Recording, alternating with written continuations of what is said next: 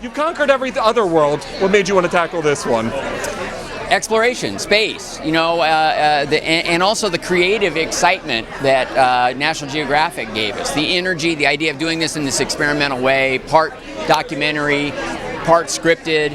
I've never seen anything like this that works over 6 hours, and I'm really, really proud of it. What's it like working together? I mean, you guys have one of the coolest duo dynamics in Hollywood. How does it work? Almost telepathically, actually, at this point. I think, how do we work together? I somehow think I'm the outside guy that goes and experiences a lot of things throughout the day, and then I go fish around and use my curiosity as some sort of superpower to find stuff out, and then we pitch these ideas and our experiences back and forth. They then become sort of curated between the two of us, and then if we decide on one of them or a perspective, he actually drills pretty deep on them, and I'll just probably continue to keep going to the next. Keep starting up the next thing to do. Yeah. What are we getting when we watch Mars? I think we have a fiction, a beautiful fiction with a greatest scientist, giving to the audience the context. So what is happened in this mission? I think it's hope. I think it's excitement. I think it's so important that people know that it's actually going to be soon a reality, and it's not sci-fi. It's not just sci-fi. I think that we need to know that what we thought was impossible years ago, it's actually going to be possible within 10 to 15 years, and it's going to change everything. You're going to get everything from drama, romance, a thrill ride, in a genre-breaking way where you mix science with entertainment. Well, it's a mixture of documentary and drama. So in 2016, we've got Elon Musk talking about SpaceX and what their plans are to take us to Mars, and then our idea of what it's going to be like when we get there in 2033.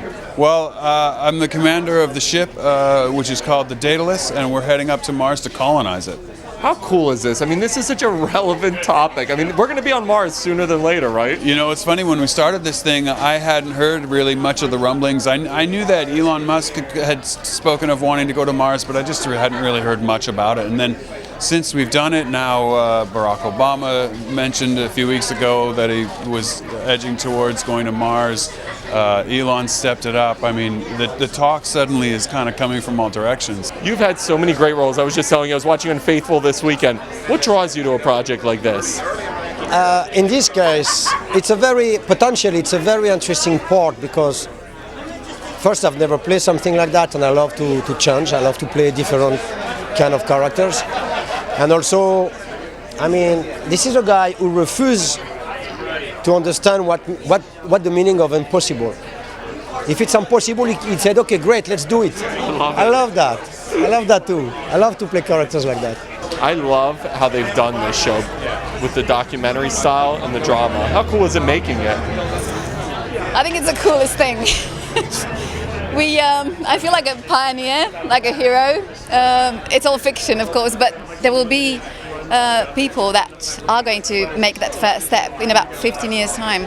I do feel like this has never been done before, right? So when you're making that, is there a challenge to get it right? A big challenge, because right from the beginning, when I got the call from Ron Howard and John Kamen and Justin, I said, I'm really not interested in doing docudrama. So if it's for a docudrama, you're gonna get me fired, you know? And they said, no, we have the possibility to do a mini series that is drama based, that we have to find a way to cleverly weave it within the documentary, and that we started scratching our heads ever since, and this is the outcome of that. $1 million question in real life: when will we put a man on Mars or a woman on Mars? What year? Well, Elon Musk said 2027. That's 11 years from now. That's scary, but it's possible. The estimation maybe 2033, but Elon Musk is pushing for 2027, maybe even 2025. Could you imagine that? What's your guess? Wow, you know what, the way, the way they're expediting everything right now, I think I would say by probably 2030. Within the next 20 years, for sure. I need a real year, though. Take a year guess. Probably sooner than that. Let's make that within the next, let's say in 10 years' time. I'm going to be bold. What's amazing is this was a pipe dream years ago.